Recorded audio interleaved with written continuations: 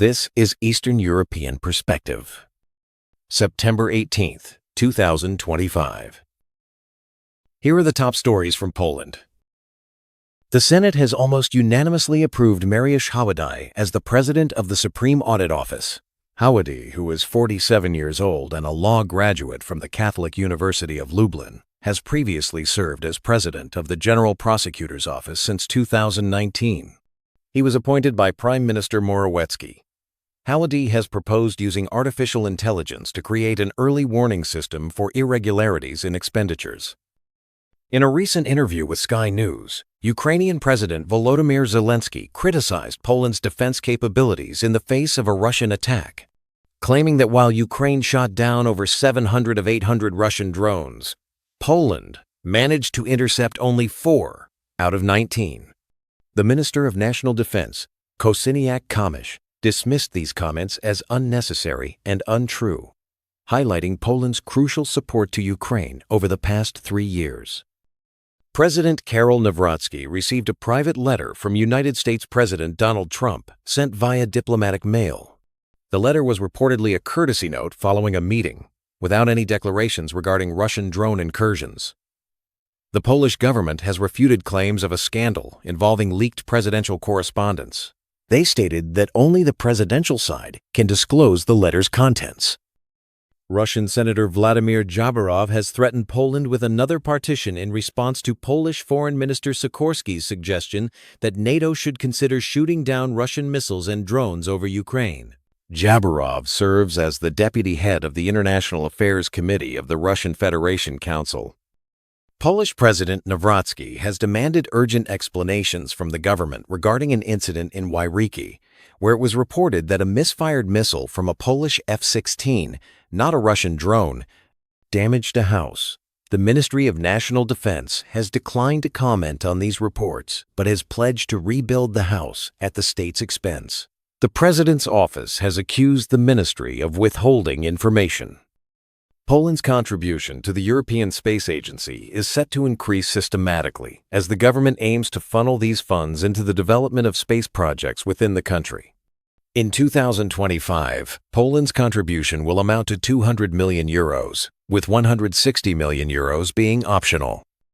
Following visits to Berlin and Paris, President Nawrocki announced the formation of a special team to discuss war reparations from Germany.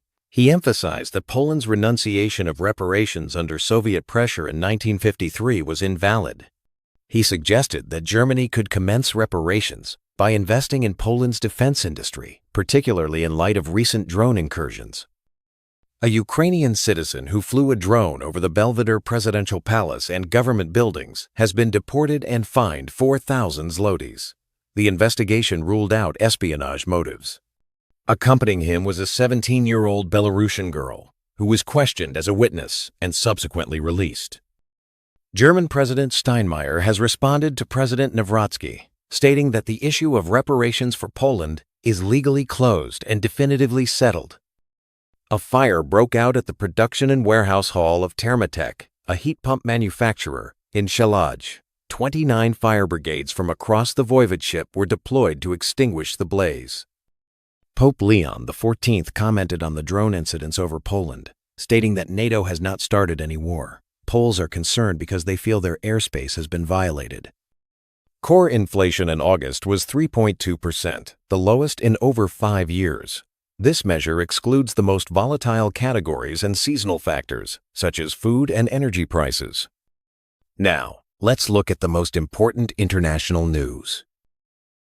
The United States has approved the first 2 arms packages for Ukraine, purchased by NATO countries for $1 billion under a new mechanism. This is the first package not stemming from President Biden's decisions.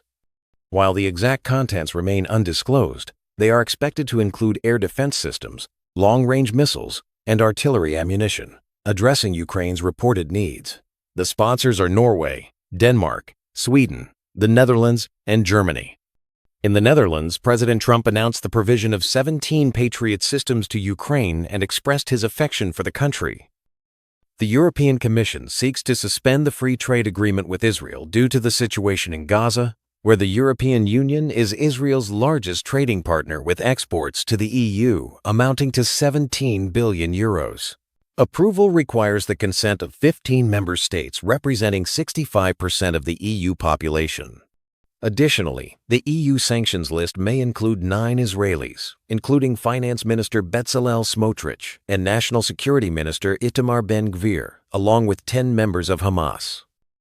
A group of German manufacturers has filed a lawsuit with the European Court of Justice against European Union CO2 emission standards for trailers, which require reducing their impact on emissions by 10%. Manufacturers claim that meeting these standards will reduce cargo capacity, paradoxically increasing emissions due to the need for more trips. If fines are imposed for non-compliance, trailers and semi-trailers could become 40% more expensive.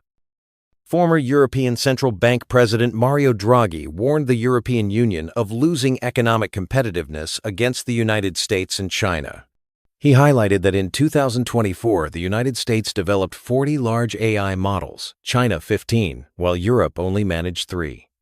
Gas and electricity prices in Europe are significantly higher than in the US, and China's trade surplus with the EU has increased by almost 20% since December 2024. Draghi cautioned that without bold decisions, the European economy risks slow agony.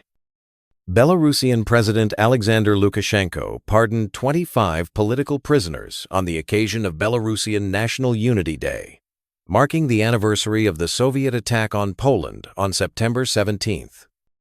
A Romanian investigation revealed that Russia conducted 85,000 attacks on the country's electoral infrastructure during the 2024 presidential elections, aiming to elect a pro-Russian candidate.